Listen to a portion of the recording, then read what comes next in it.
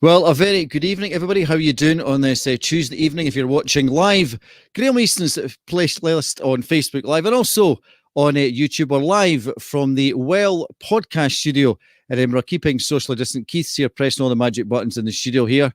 And we're glad you can join us on Playlist Live on Facebook. Now, if you've never been watching the shows before, the format's pretty straightforward. A chat to the great and the good of the Scottish sporting world, those that have performed at an elite level, but also those from the broadcasting world, such as our very, very special guest tonight, Mr. Archie Macpherson. So we'll bring in Archie in a couple of seconds or so, but the format is such on the podcast version whereby each guest gets to choose 5 bits of music, not just their 5 favourites, but ones that they associate with sporting moments in their life, or perhaps if they're an athlete or a player, ones that's on their gym playlist or something like that. And we also have a little quiz in the podcast version where I ask my guests to choose a specialist musical topic. On this version, we just eliminate that one there, but we're delighted to have Archie Macpherson as a guest tonight. So let's bring in Archie, who's live and direct. How are you doing this evening, Archie?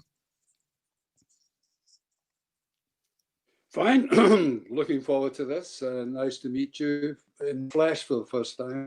We've been Indeed. a lot, but at least we've got together at last.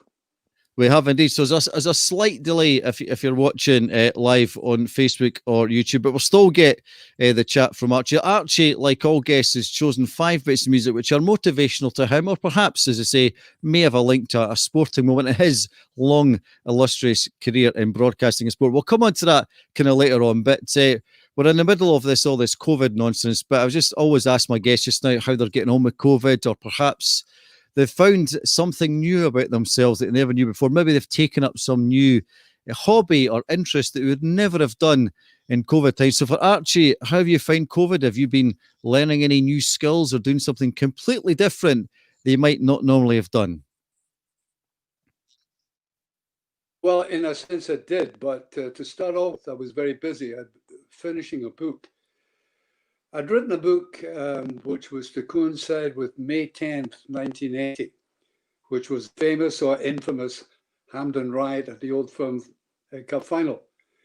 And by the time it was getting to publication, I'd still to tidy it up, look back, try to smooth it out a bit. So I was extremely busy, and time passed very quickly because of that.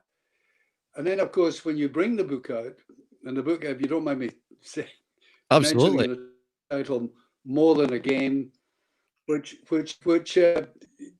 in detail goes through the events of that day, but also expands into looking at some of the factors involved in the enmities between these two clubs and sectarianism, which still plagues us.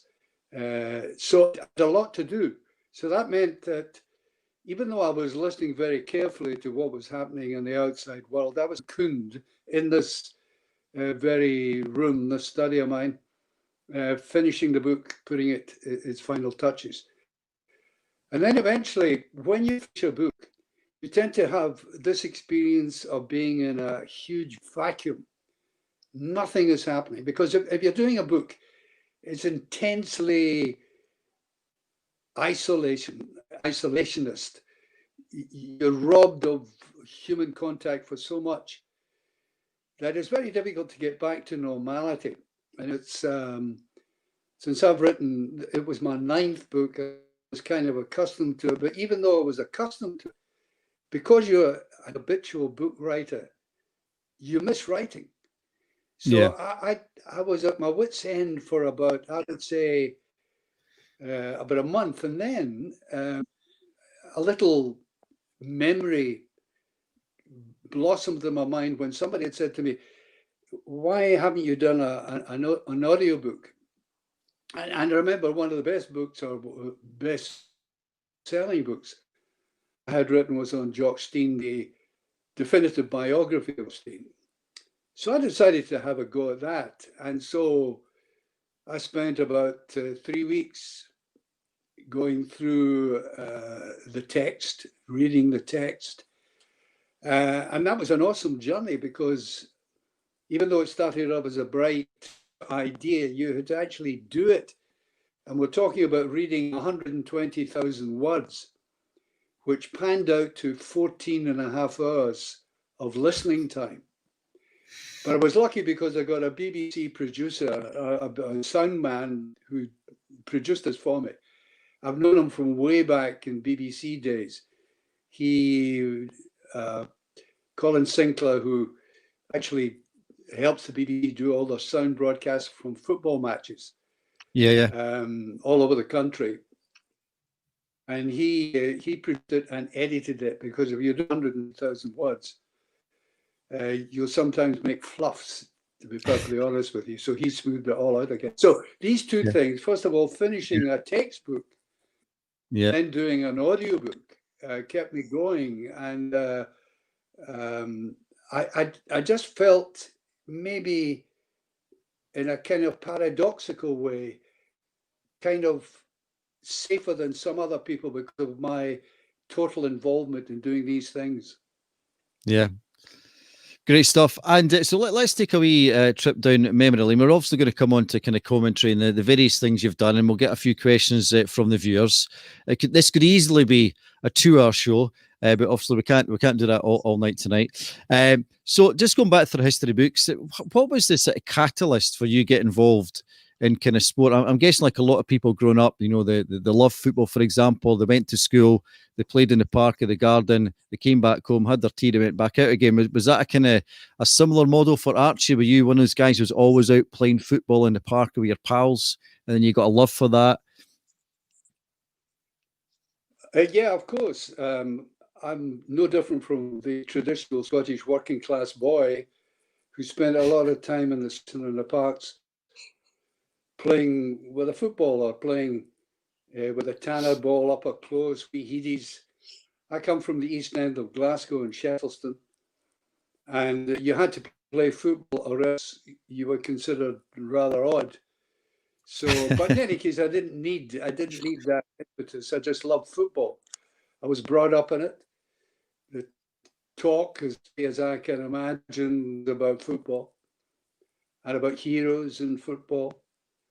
And I think that the modeling that you get in watching football when you have your boyhood heroes, etc., stick with you, and you want to emulate them. I always wanted to be a top footballer, but wasn't good enough to be that. Eventually, amateur football. I got as far as Queen's Park, Strollers, the reserve team, and all that came from what the traditional Scottish working class boy wanted.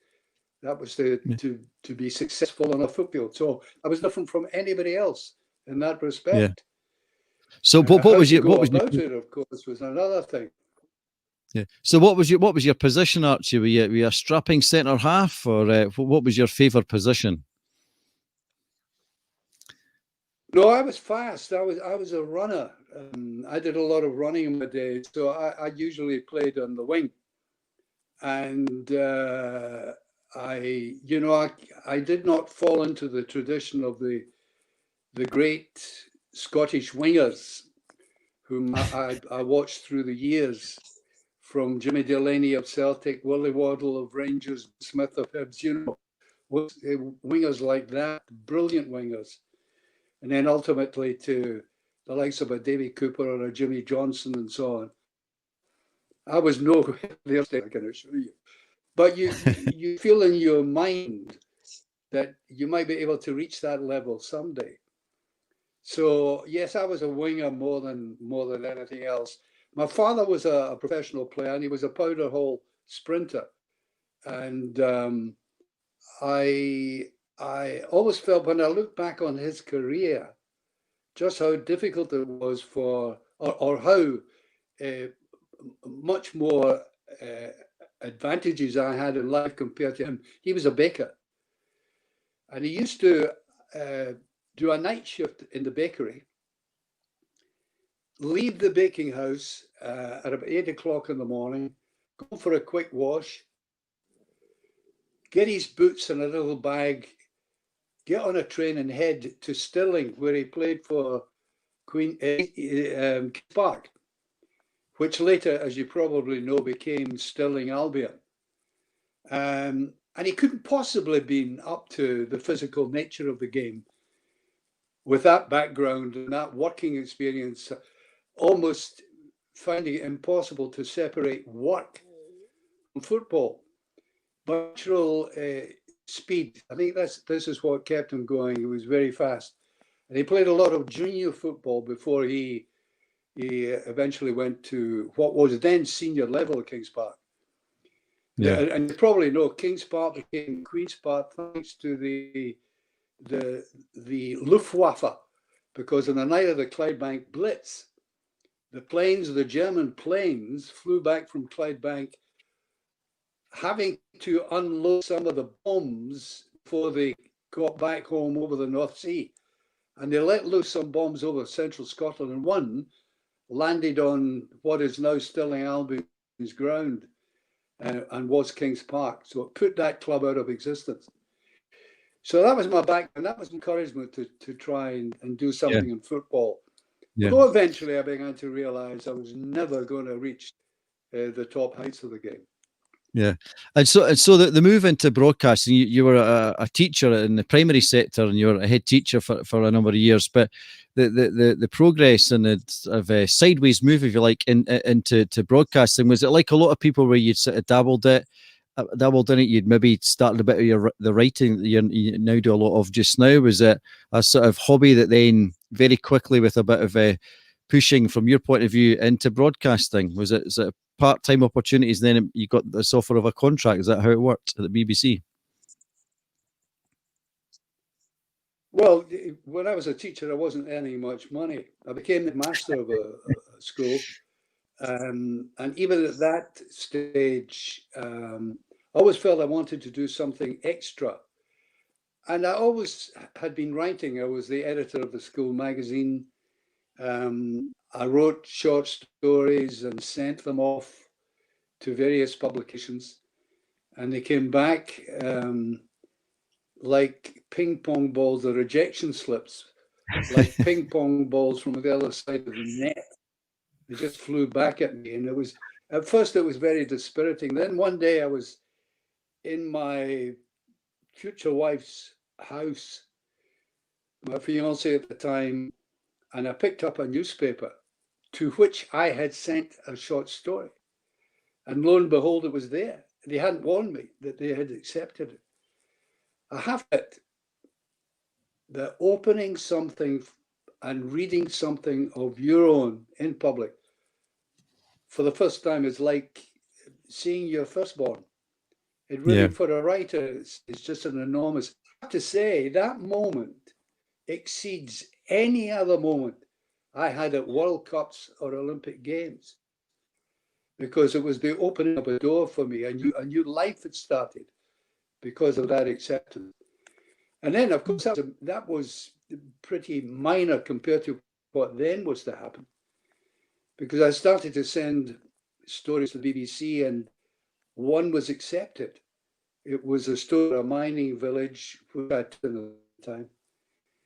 And I remember teaching at a class one day, looking out of the window and seeing an Indian brush salesman who was trying to sell his brushes around the village.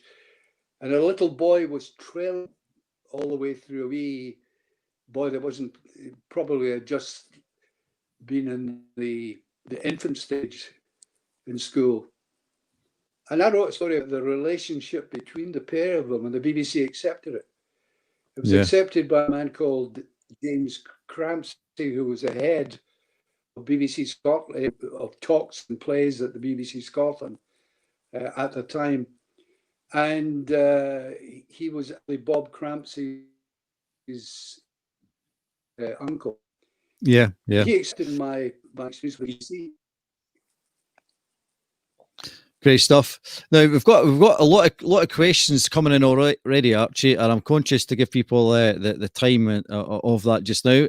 So unsurprisingly, a lot of questions coming in to do with your commentary.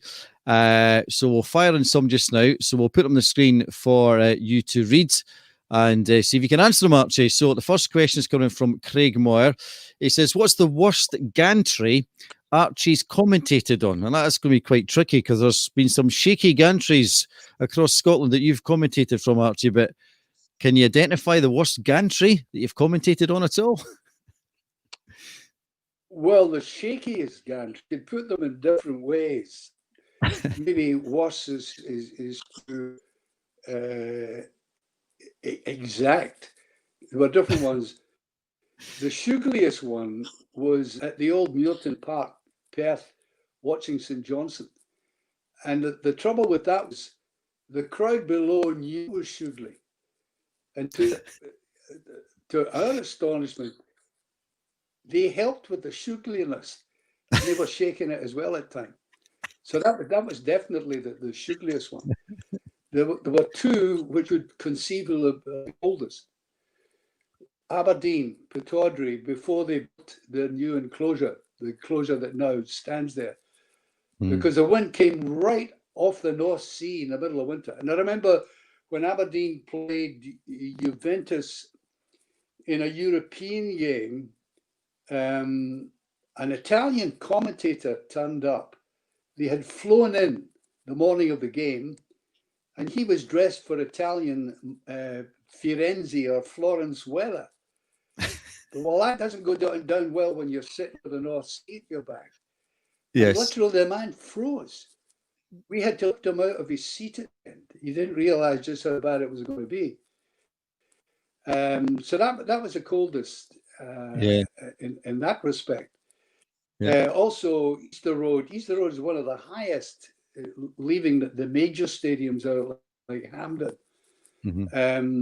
Because right up at the back of they used to have a touring platform there, and now in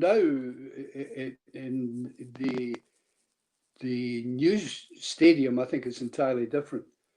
But when they changed it before they got their new enclosure, Hibs had one of the best positions because you were right over the touchline, and you just reach out and touch the players, but at a good height. I never liked platforms that were too low. Right. I mean, at Celtic Park in the old days, you were right just in front of the director's box. And when Celtic in the 1960s were going through a terrible phase before Jock Steer arrived, the abuse the directors got from the crowd flew over our heads towards the directors. It was astonishing. Some of the things were said about the board at that time. Yeah. So these platforms or gantries came in different styles. Yeah. And I certainly didn't like those who were too low. Hampden Park, for example, in the early days, back in the mid-60s, when they had very poor flights, the commentary position was in the enclosure, the old enclosure in front of the south stand.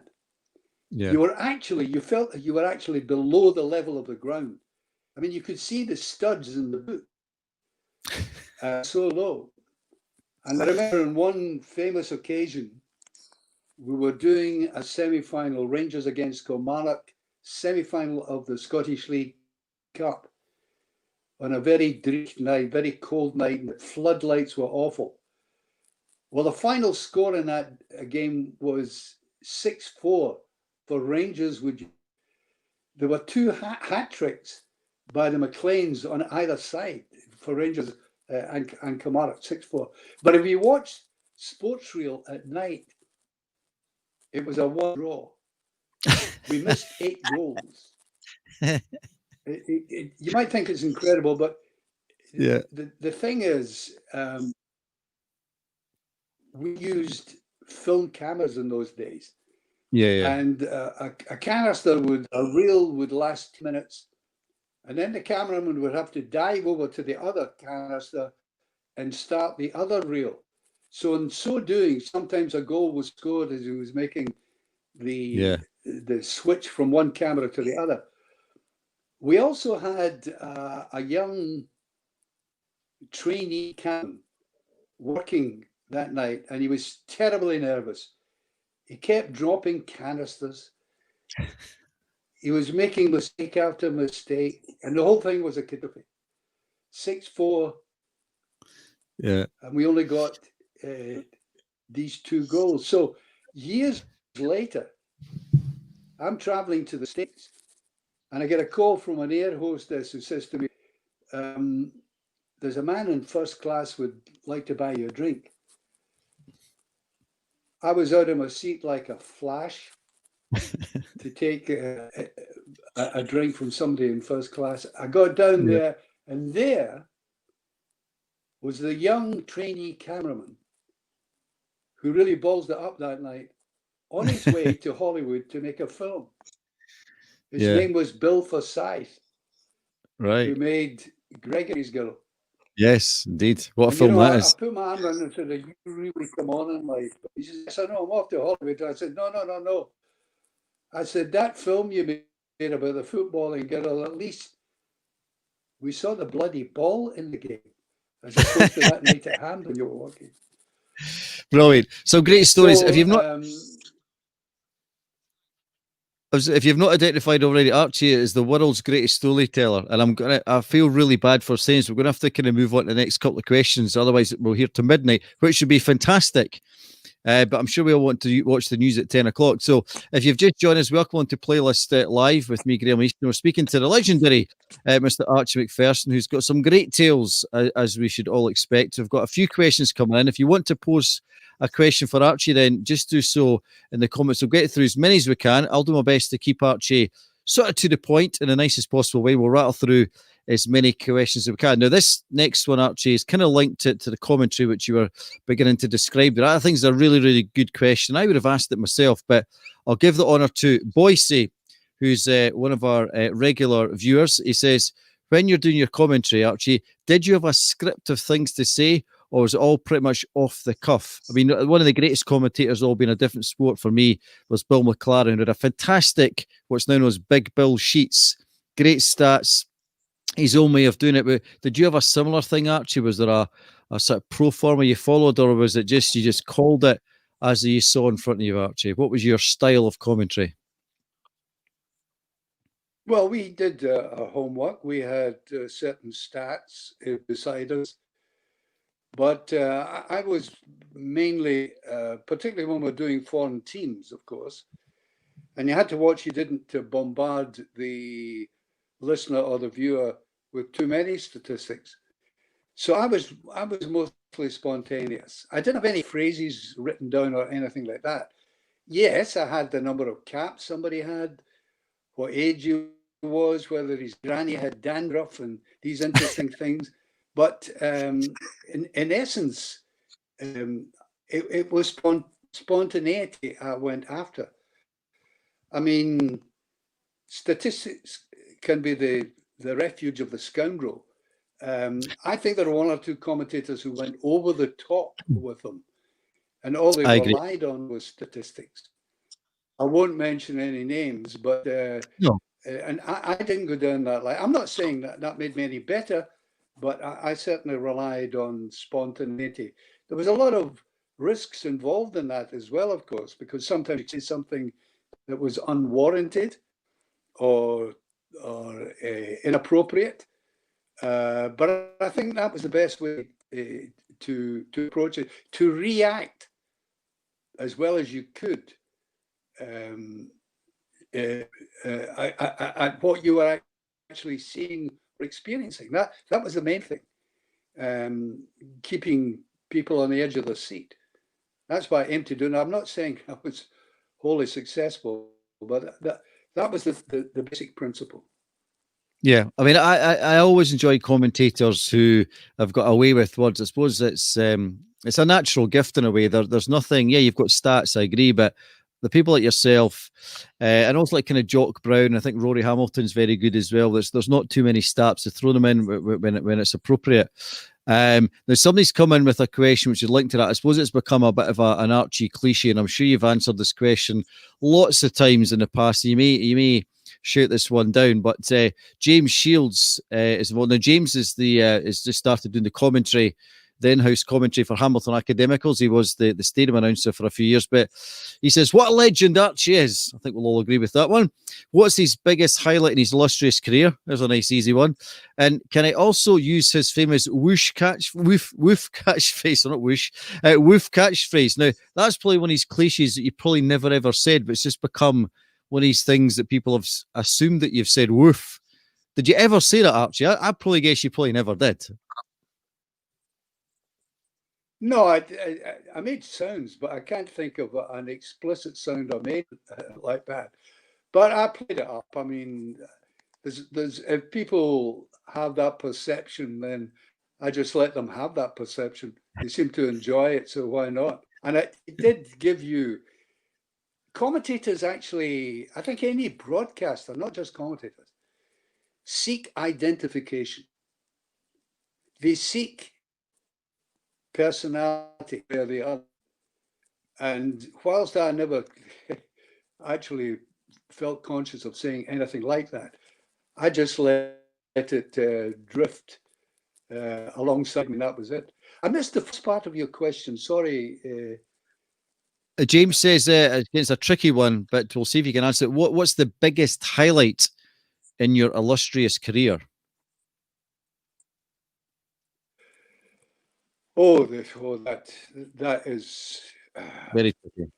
I mean, I had a whole range of things. I told you my short story appearing in public, it did everything. But in terms of broadcasting, I mean, I'm proud. I have just beside me the Olympic torch that I ran with in Korea for the South Korean Olympics that we had in Seoul. When the BBC asked me to run a section of the torch, and they filmed, and we devised a piece to camera that had to be impeccably timed for the handover of the torch to me, so I could run this. It was, I think it was something like a quarter mile.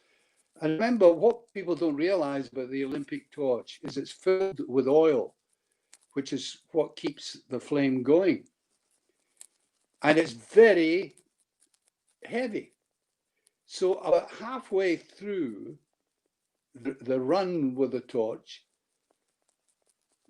began to get lower and lower. So that some of the smoke from the torch was getting into my eyes.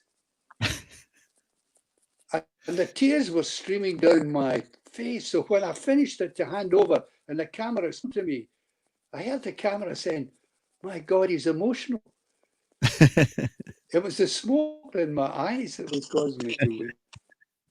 There was that. There was so many other instances of meeting people, interviewing them. For example, during the Olympic Games in LA, I went to Hollywood, interviewed Bob Hope in his house, which was a great coup for us, which went into Olympic grandstand. We were desperately looking for a Hollywood star to color our introduction to the games. These things all kind of clustered together as great memories. The footballing one, of course, was in Mendoza. Mendoza, when Archie Gemmell scored his great goal. Yeah. I remember sitting on the platform with Alan Heron of the Sunday Mail. We couldn't get a player to sit alongside me because the SFA and the players had fallen out with the press and simply said, you're not getting there. So Alan Heron of the Sunday sat down. There were about 30 commentators all in a row, sitting at the top of this majestic stadium in the foothill of the Indies. Very spectacular.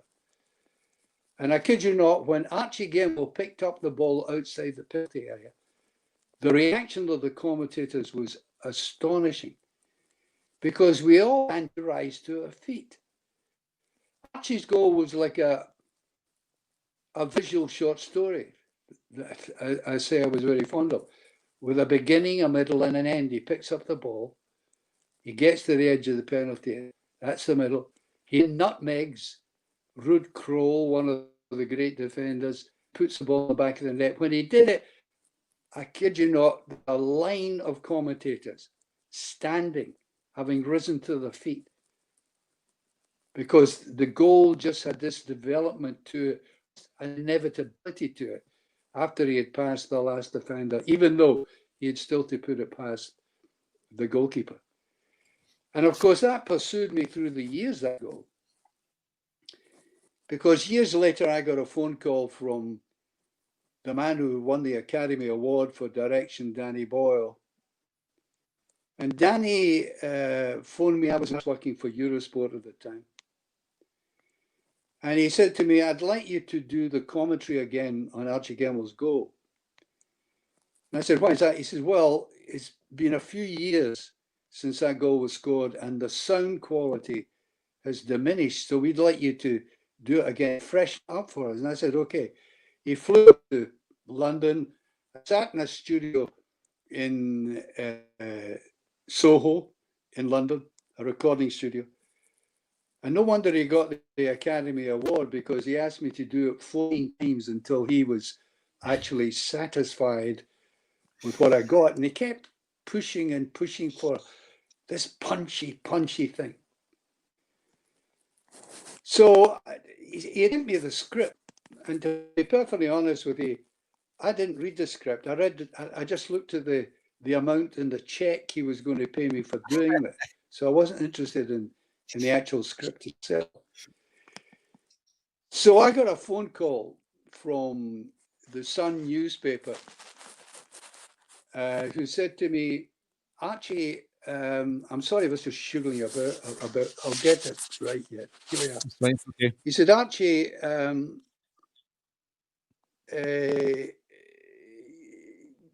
film, the Danny Boyle. And I said, well, I think I am. He says, yeah, I believe you are. He said, I think you'd better go and see this film. And I said, well, what do you mean? He says, well, you're in a strange scene. And I said, by the way, what is this film you're talking about? I didn't even know the title of it. He said, Trainspotting. So I said, what's the scene? He said, better go and see it. So I went to a cinema in the Champs-Élysées in France. I was working for Eurosport at the time with some French friends. Well, I came out of that cinema with my stock having raised to a high level amongst my French friends. They really thought I was a bee's knees after watching that. Because sex scene. If you recall Trainspotting, yes, when yes. Renton's in his bed with his girlfriend and enjoying himself, he's also watching Archie Gemmell scoring that goal and listening to my commentary. So when he reached his orgasm, so did I in sound in the comedy itself, and we kind of combined. Yeah. And that is probably the biggest audience I've ever had, being in the film Trainspotting, which, as you know, was a global success. Yes. Even though I was in it fleetingly. Yeah, that is up there as one of the finest stories, Archie. I did have my notes because I knew that was part of your illustrious career, but to say that is one of your best moments, well above, an Old Firm game or Olympic games, that's some statement. That's a great story. Now, as I said earlier, I feel really bad for saying, so I have to kind of move on to the next couple of questions. But what we'll do next is talk about music, which is half the reason we're here. On the playlist, we invite the guests to choose 5 bits of music which are either motivational to them in some way, maybe for a sports athlete, it's part of their playlist before they go into the pitch or on the team bus, they're listening on their headphones, or maybe it's a piece of music which they always associate with a sporting moment. So we're going to bring the songs on screen. I'm going to ask Archie to briefly, if that's okay with you, Archie, just briefly give us a wee insight as to why you've chosen the songs, and they may or may not have a sporting link to them. So we'll bring the songs on the screen. I don't think there are any particular. So if Archie can just sort of talk us through briefly what they are and why they've made it onto his place. So the first one is John Williams and the Olympic fanfare and theme, which might seem a really obvious one. So briefly, Archie, why is it on your playlist? Well, I was in the stadium, the Coliseum Stadium in LA, when he played that for the first time in the opening ceremony. A magnificent ceremony, brilliantly done by the Americans. And it matched exactly what I thought he would compose for that. Famous for his film music, of course. And this was after Star Wars, you probably know, which Yes. is the background music for. So fitted that, and a lot of people worried about would he be able to match that standard, but of course he did. I thought it was very inspiring, and if anybody listens to it, they'll know exactly what I mean. Cool. And your second choice, not something I know, so you can educate me and the rest of the viewers on your second choice, Patti Lupani and Being Alive. Has that got a sporting link or is it something different? Well, Being Alive is for all of us. I think it's a pretty good song for the epidemic we're experiencing at the moment. No, I'll tell you what, it is really little to do with sport, but it has to do with my great love affair with one of the great composers, Stephen Sondheim. And Being Alive was, I've got two songs of his, contrasting songs. One, a very sophisticated Broadway musical song, Being Alive, and the other one, a quaint song from what you might call a mild opera. And Being Alive, I think we're very fond of Broadway musicals. We've been in Broadway, we've seen a lot of musicals there. And this is definitively how a singer can dominate the way she does in this particular instance. She's a great singer, and it's a great song. Simple as that. Yeah, good. And your third choice, Bette Midler, Wind Beneath My Wings. I was thinking for a second, actually, maybe you've chosen that because it's a reference to the gantry at Pittodrie, but maybe not. Maybe I'm being a bit tenuous. So maybe, why is Bette well, that's a good interpretation. I wish I'd thought of it myself. No, actually, I've done this to show, in a sense, or to reveal in a sense, because a lot of people don't realize the variety of the work I did in broadcasting. I did breakfast television in London, which led me to my friendship with a lot of people down there, Frank Boff and Dando, people like that. And in one instance, I did all kinds of different sports, coverage of different sports. And this song was sung by the British lacrosse team in the dressing room after they had won a game in the Oval Cricket Ground. Now, that's far-fetched from World Cups and so on, but I actually did coverage of these sorts of things as well. A kind of human interest story. And this was their favorite song. And I actually like the song in any case. So that's a reason for that one being there. Yeah. Good. And your fourth one is a bit of a classic. And if you're not reading very well, that is not a spelling mistake. It does not say Wichita linesman, which might have been a sporting link somewhere, but Wichita lineman. So Glenn Campbell, a bit of a classic. So why does it make it onto your list, Archie? Well, a combination of Glenn Campbell and Jim Webb, the man who wrote the song. Campbell is Scottish. And I simply like his voice. And it's about, if you like, a working class man. And when you think about how on earth could you make a love ballad out of a man who goes up wires? And that great voice of Glenn Campbell, the combination of all these circumstances, that's a favourite of mine. It's as simple as that. Great stuff. And your final choice, and I know it's difficult for everybody to narrow down to five. You've gone by, you referenced earlier on your love of Stephen Sondheim. So this is your final one from the Sweeney Todd soundtrack and Not While I'm Around. So any particular reason why you've put that on your playlist? Yeah, because Sondheim is, sometimes people think he's too much veering towards opera. But Send in the Clowns, this is, which is certainly far away from that. But I like some of the songs that he wrote which catch the ear and haven't become wildly popular, but they sum up his ability with notes.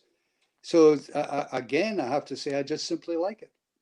Yeah, great stuff. I know it's always difficult for people, but it's great to hear your five tunes and a couple of ones with a link to a sporting moment as well. So thanks for doing that, Archie.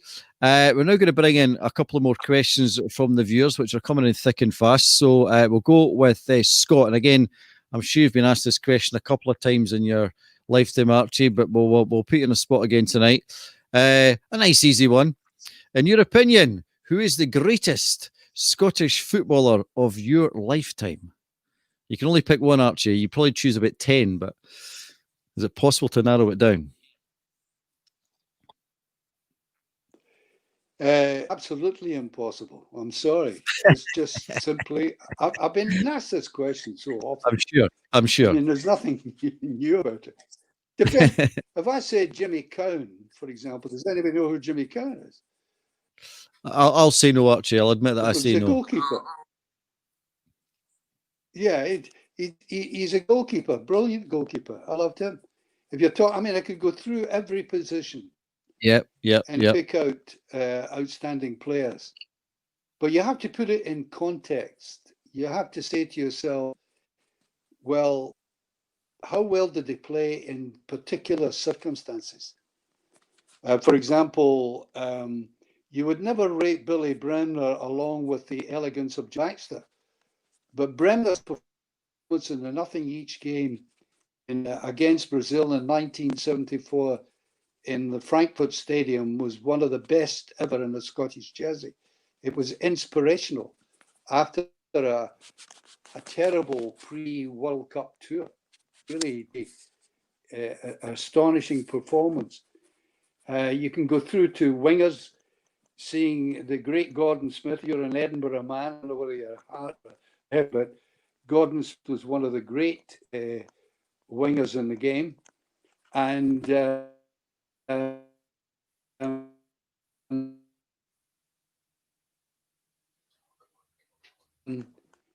when you boats,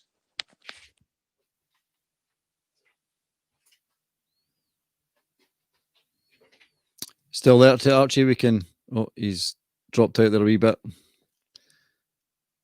So Archie was telling us there about Billy Bremner and great wingers. Gordon Smith, you back with us, Archie?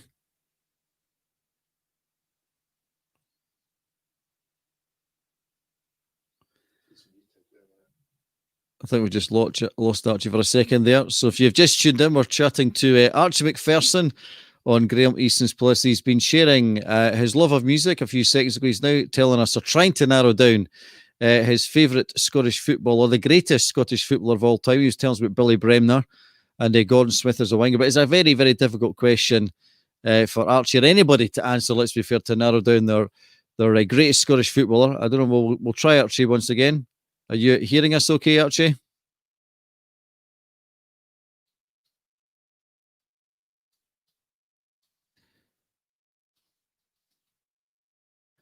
I think Archie's just muted for a second. Accidentally. We'll try and get him back in. For those who are just watching, you can pose a question to Archie We've got a few moments left to try and get him back in. But while you're here, we'll just tell you about some other things that you may want to look out for, because we've got a few other song shows in the bank already. For example, we've had Shelley Kerr, the Scotland manager, on previous weeks, and also Peter Dixon, who's like Archie, a fantastic voice. And these are ones you can watch in the back catalogue. Just go down the list on Graham Easton's Facebook page here, and you can watch them again. And also, next week, we've got another broadcaster. I'm sure he won't mind me saying, not quite as illustrious yet as Archie Macpherson. That's Luke Shanley from Sky Sports, the man who always asks the questions pre-match and post-match. So Luke will be joining us next week for a bit of a chit-chat about his music choices. He was on the podcast version, and in the podcast version, the guest gets to choose a specialist musical topic. Now, Luke chose the music of James Bond, and he did rather well on that one. Quite a niche topic from young Luke, but he was a great guest in the podcast, and we had great fun reminiscing about the Scotland-England game, which was 2-2 a few years ago when Lee Griffiths scored those amazing free kicks. Luke and I were sitting next door to each other at the pitch side at Hampden. He literally jumped on top of me when Lee Griffiths scored that second goal. We lost all inhibitions, which was fine in those circumstances. So Luke will join us next week on the playlist, the live version on Facebook. So we're just hoping to get Archie back in. So a couple of technical issues at Archie's. I think he's going to kind of join us back in again. We'll bring him in a second or two. We'll just bring him in. He was telling us about his greatest Scottish player. We're back in, Archie. You're there. Good stuff. You were telling us about your greatest Scottish player, and I think you're trying to tell us about Gordon Smith. I think from what happened there. No, it's fine, Archie. Don't worry. We'll blame it on COVID. That's what we'll do. We'll blame it on COVID. So that question is a difficult one. You were telling us about Gordon Smith and Billy Bremner, for example, but very difficult to narrow down the greatest Scottish players of all time. I'm going to bring another question here, Archie, from one of the viewers, and that's Derek Watson. If I had to boil it down, I suppose in terms of elegance and skill, Baxter would. Okay. Right. The next question comes from Derek Watson. He says, "Did you ever think I've just jinxed them saying that, making a comment near to full time? Anything you've inadvertently said, which maybe with the benefit of hindsight, you wish you hadn't in some way, I suppose?" Yeah. Occasionally, you've probably one of the biggest changes was in Romania when we're playing and needed a win, not just for the sake of qualification, but saving Willie Ormond. And with 30 seconds to go, I said, well, Scotland have had it, and Willie Ormond have had it. This is the opposite of jinxing them, but this is the one that comes to mind. And they both had it.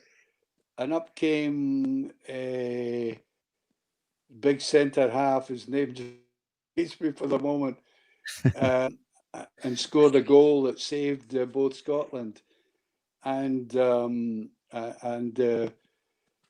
Willie Ormond on that particular. Jinxing people, well, I've often thought tipping Scotland to win a game, but that's the worst thing you can do in any occasion with a Scotland international side. Right, that's for sure. Okay, Archie, we're going to have to kind of close things off very, very soon, but I'm going to ask you one more question, and I'll give another chance to kind of tell a bit about the book that you're recently read. So, in this, I've got a hat here, Archie. It's a big bubble hat, and there's lots of random questions in it. So, there's 10 questions. I'm just going to pull out one for the sake of time, and it's either a question about music or perhaps football. So I'll pull one out here and see what it says. They are bits of paper, so I'm not just totally making this up. Right, Archie, I think it's a good one to give you, given your illustrious career watching many football matches over many decades. Is it possible, Archie, for you to tell us what's your favourite football strip of all time. Okay, so it could be a Scotland one from back over the years. It might be an Olympic one that Great Britain wore. It could be a specific football team. But is there a football strip that's always, I suppose, pretty iconic for you, Archie? Graham, you were breaking badly there. Okay, the question out the hat, Archie, was do you have, is it possible for you to identify your favourite football strip of all time? So it could be a Scotland strip, it maybe is for a particular football team. Just a strip for you that's always iconic. See, I think I almost got you there. Could you repeat that? Sure. Is it possible for you to identify your favourite football strip of all time? A strip that you think's just always iconic. Yeah. That's. I don't think I had a particularly favourite one, striking ones. No, I probably because I saw one of the great teams of all times. I like their jersey. It was fresh. It was about the sun and the fall. So yes, distinctly, if I think of a football strip, the line, elegance, artistry, speed, dynamic, finishing in front of goal, that yellow strip of Brazil stands out a mile. Great stuff, great stuff. We could obviously chat all night. Lots of questions that we've got coming in. We have to kind of bring it to a close there. But for those that have just been joining us, thank you for watching. I'll give Archie a final chance to tell us about a new way we can listen to Archie, not commentating, but he's written a number of books in his career, and he's had a book out for a number of years about Jock Stein. So Archie, just briefly to finish off, your book about Jock Stein, you've been reading quite a few hours for us to listen about this Jock Stein book. So tell us what it's about briefly and how we can listen to it. Thank you.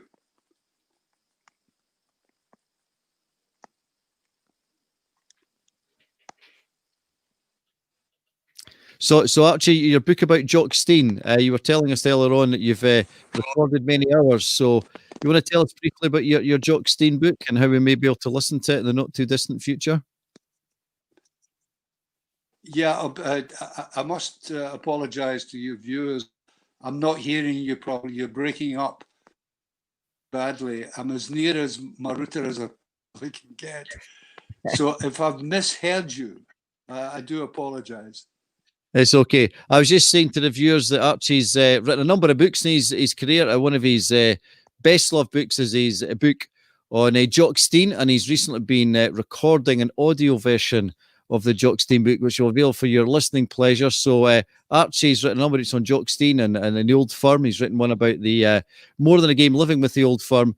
And so you can check out Archie. He's still living and breathing football as we speak. It's been great to chat to him tonight. Thank you for everybody for posting your questions to Archie. So for those that have been watching before, you've got another one next week. It's with Luke Shanley from Sky Sports, who's perhaps trying to follow in the footsteps of Archie. He's got a few years to match up to Archie, but Luke's going to come in next week. And for those that have never listened to any of the podcasts before, there's over 60 in the bank, some great sporting personalities to listen to. And like Archie, they've chosen their 5 motivational tunes. They've got Doddy Weir, for example, Stephen Gallagher, the golfer, Kirsty Gilmore from badminton, Gordon Strachan, a man I'm sure Archie knows well, who's very, very fond of Rod Stewart. And Adam and Scott Hastings are a great laugh, although years apart in their musical knowledge. So those are some of the guests you can listen to on the podcast version of Graham Easton's Playlist. But for the time being, I want to say a big thank you for you to watching here. And a big thank you, the biggest thank you of all, to Archie Macpherson for joining us here on Graham Easton's Playlist. So thank you for joining us. Take care, everybody. Keep clear of COVID. And thanks to Archie.